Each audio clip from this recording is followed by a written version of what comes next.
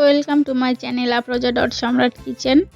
তো আমরা কিন্তু অনেকে অনেক রকমভাবে পোহা বানিয়ে খেয়েছো বা চিড়ের পোলাও বানিয়ে খেয়েছো, কিন্তু এরকমভাবে একবার চিড়ের পোলাও বা পোহা বানিয়ে দেখো, খেতে অসাধারণ লাগবে। আজকে আমি তোমাদের সঙ্গে শেয়ার করব চিড়ের পোলাও ঝরঝরেভাবে তৈরি করার সহজ উপায়। তো তোমরা ভিডিওটা প্রথম থেকে শেষ পর্যন্ত দেখতে থাকো। তোমরা যদি আমার চ্যানেলে নতুন হয়ে থাকো তাহলে চ্যানেলটাকে সাবস্ক্রাইব করে পাশে থেকো।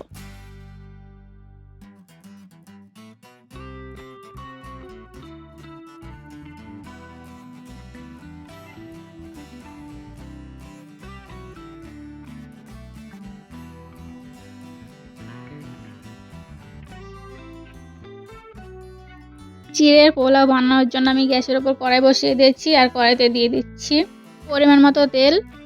তো তেলটাকে খুব ভালোভাবে গরম করে নেব। তেলটা ভালোভাবে গরম হয়ে গেছে, এবার আমি দিয়ে দিচ্ছি 2 চামচ বাদাম। বাদামটাকে ভালো করে আমি লাল করে ভেজে নেব। পোহা বানানোর সময় কিন্তু গ্যাসের ফ্লেমটাকে লো টু মিডিয়ামে রাখতে হবে পুরোটা টাইম। বাদামটা ভাজা হয়ে গেছে, এবার আমি বাদামটাকে ভালো করে তেল ঝরিয়ে তুলে নিচ্ছি। বাদামগুলো আমি সব তুলে নিয়েছি। এবার বাকি তেলে দিয়ে দিচ্ছি আমি পেঁয়াজ কুচি। পেঁয়াজটাকে আমি চপ করে নিয়েছি। আর দিচ্ছি আমি 1/2 চামচ কালো সর্ষে, 1/2 চামচ গোটা জিরে। আর দিচ্ছি আমি এখানে একটা কাঁচা লঙ্কা কুচি। ঝালের পরিমাণটা তোমরা কতটা ঝাল খাবে সে অনুযায়ী দেবে। আর এখানে দিয়ে দিচ্ছি আমি 10 থেকে 12টা কারি পাতা। সব কিছুকে ভালো করে নেড়ে চেড়ে আমি হালকা লাল করে ভেজে নেব।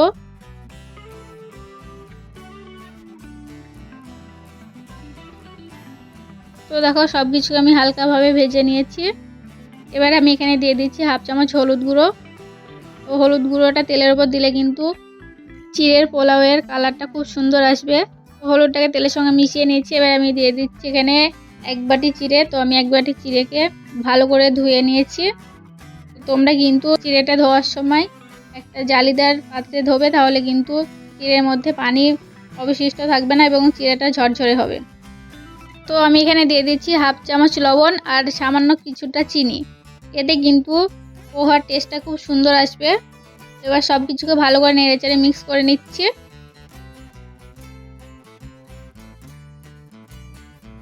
তো আমি এখানে দিয়ে দিচ্ছি ভেজে রাখা বাদাম।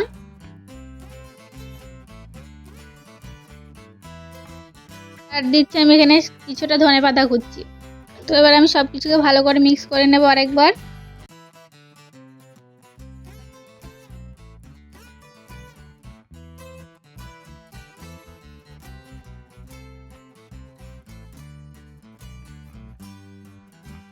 সব কিছুকে আমি ভালো করে মিক্স করে নিয়েছি। এবার আমি এখানে দিয়ে দিচ্ছি অর্ধেক লেবুর রস। তো লেবুর রস দেওয়ার পরে আমি আবারও সব কিছুকে ভালো করে মিক্স করে নেব।